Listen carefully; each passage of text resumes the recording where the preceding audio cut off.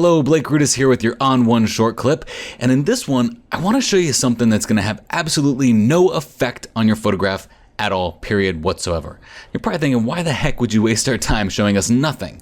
Well, I'm not showing you nothing. I'm showing you how to create presets in On1 that will set you up for the perfect workflow later on as you edit your images. Now, I always harp on three things: tone, color, and artistic effects, okay? So what I want you to do is get in the mindset of creating presets that don't do anything to your photograph except for set you up with a good quality workflow to spin off of. Because here's the truth of the matter.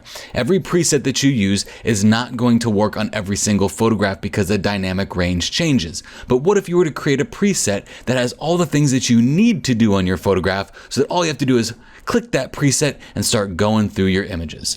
So I'm going to do that. I'm going to show you how I create my tone, color, and artistic effects preset, and then I'll go in and show you how I would work on that really quickly. So the first thing I'm going to do is add a tone enhancer filter. So I'm going to click on add filter and add tone enhancer. Now this first step is going to be used for all of my tone that I want to do on the first step of my workflow, which is tone.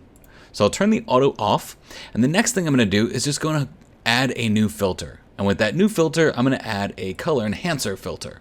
And again, it's going to want to set to auto, so I'm going to turn that auto off. And now I'm going to add another filter and move on into my artistic effects. So I've got tone covered, I've got color covered, and now I'm going to move into artistic effects, and I'm going to add two layers. One is going to be a glow layer, and when I add that glow layer, what I want to do on this glow layer is really just turn this off, okay, so it has no effect. And then I'm going to add another filter, and I'm going to add a split tone filter. And again, what I want to do here is actually just set myself up for my typical split tone. And my typical split tone is going to be to add a light tan color to those highlights. So I'll come in here and just get a really light tan color to my highlights, and then click on my shadows and add a pretty dark tan color to my shadows, like a brownish color. It's kind of like a sepia tone. And then when I set that to my blending options are going to be color. Okay, but again, I want to turn this eyeball off. So this is actually my effective preset.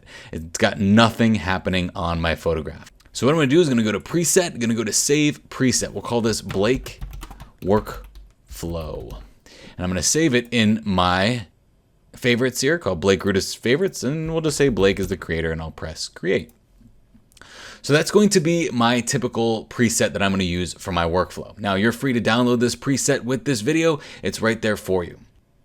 So I'll just go ahead and delete this and show you kind of from scratch. From scratch, I'll just come in here, pop on this preset that I just made, and start working from the bottom on up. So I know with tone, I just want to beautify my photograph and get the tone right. So I'm going to go to the histogram and make sure that I have some whites in that histogram before I begin the editing process.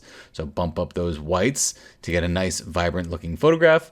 Maybe decrease these highlights a little bit. Increase those shadows, maybe drop the black point to close out some of the shadow areas of my image. That's pretty much it for tone. Looks good. Just got everything tonally correct. Now in my color enhancer, this is where I'd go in and maybe make the overall temperature just a little bit warmer, and then go into my color range and modify my colors here. So I know for a fact that I definitely want to take my yellows and make them a little bit more vibrant and on the green side.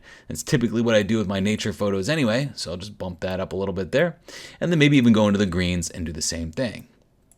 So now I've got this preset, it's already pretty much ready and set for me to go. I can just go into the color blue and maybe just bump up the color blue a little bit back there and change the hue to make it a little bit of a deeper blue rather than a cyanish blue. Maybe even drop the luminance in that blue a little bit there, give it some darkness to it. And then now I can go into my artistic effects and go to glow and just turn that check mark on. And with glow, I typically don't want it to affect my shadow areas, so I will go into the icon here, the little settings icon, and bump up my shadows so it's protecting those shadow areas so it doesn't look so milky and kind of creamy. But I like it a little bit in my midtones and a little bit in my highlights there, so we'll be good to go like that. Just overall a nice glowing polish on the image.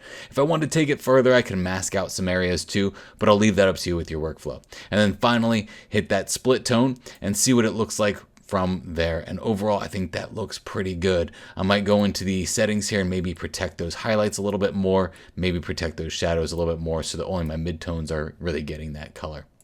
So you can see really quickly, it only took me about 2 minutes to edit my photo to go from this to this because I had a plan in place. I knew I wanted to modify tone, color, and artistic effects. So think about this as you're editing your images. Maybe make some of these workflow presets for yourself that do nothing to your photograph except for set you up for success.